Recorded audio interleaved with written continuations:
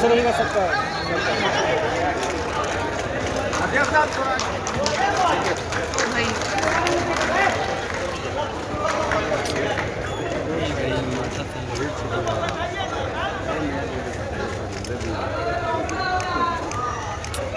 मतवा सुधर रखे।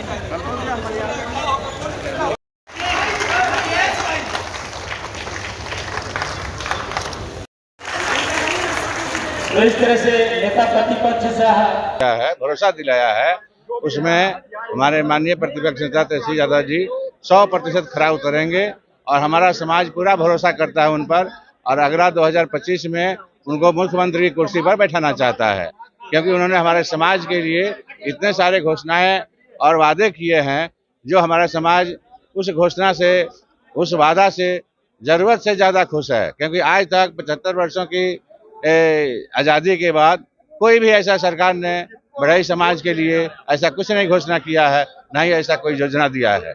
तो उन्होंने जो भी वादा किया, घोषणा किया है, उससे हमारा समाज गदगद है, बहुत खुश है। और हम इस बढ़ई समाज की आवाज की ताकत की वजह से उनको 25 में मुख्यमंत्री देखना चाहते हैं। लेकिन प्रधानमंत्री जो विश्वकर्मा योजना लाया है, प्रधानमंत्री जो विश्वकर्मा योजना है, उसमें 18 जातियों को शामिल किया गया है, 18 कारीगर को शामिल किया गया है।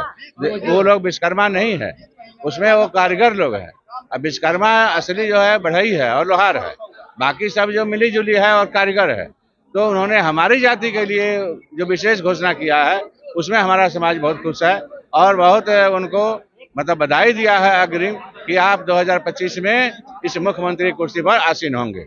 अच्छा, 2 दिन बाद फिर से आप लोगों का एक रैली है, गांधी मैदान में होना है। ये क्या लगता है कि आप देखिए, वो जो 30 तारीख की है उसके विषय में हम ज्यादा नहीं कुछ कहेंगे, लेकिन वो बढ़ई समाज का कोई उसमें विशेष भागीदारी नहीं है। कि हमारी बढ़ई समाज की 27 तारीख की जो आज की है, यही भागीदारी थी।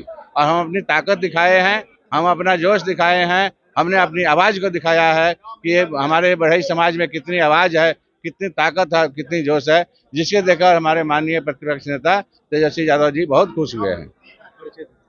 मैं रमाकांत शर्मा पूर्वी चंपारण मोतिहारी से आया हूँ। राष्ट्रीय जनता दल के सैनिक प्रकोष्ठ के जिलाध्यक्ष है और बढ़ई विश्वकर्मा महासभा के प्रदेश उपाध्यक्ष है। साथ ही मैं सेवानिवृत्त एरोनॉटिकल इंजीनियर हूँ। हुआ था, तेजस्वी यादव पहुंचे, कई सारे वादे उन्होंने किए, लेकिन यदि चुनाव के मद्देनजर देखें तो लोग ललाहित रहते हैं कि टिकट की भी बात करें नेता कि हम कितना अधिकार देंगे चुनाव लड़ने को लेकर। क्या लगता है? नहीं, हमें तो ये जैसे पिछली बार जब सरकार रही है तो तेजस्वी जी ने जो भी वादे किए थे, लगभग उन्होंने सभी वादे पूरा किए हैं।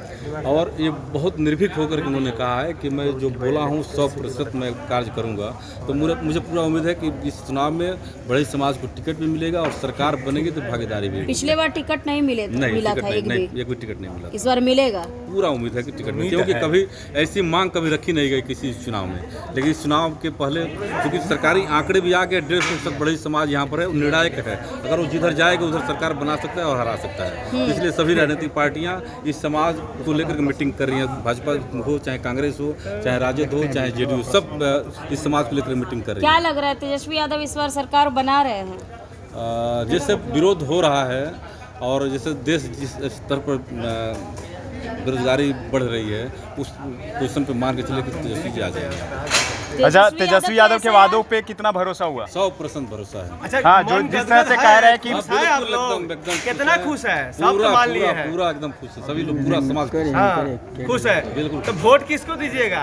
लालटेने पर? भाई अब मांगे रखी गई हैं, अगर टिकट कुछ देंगे तब उस पर निर्णय होगा। लेकिन विश्वास है, अभी विश्वास है कि उम्र कच्चा है लेकिन जवान कच्चा नहीं है। जवान कच्चा नहीं, पक्का एकदम। चलिए, ठीक है। परिचय दीजिए अपना। विश्राम शर्मा, राष्ट्रीय अध्यक्ष, अखिल भारतीय बढ़ई महासभा। बहुत बहुत धन्यवाद सर।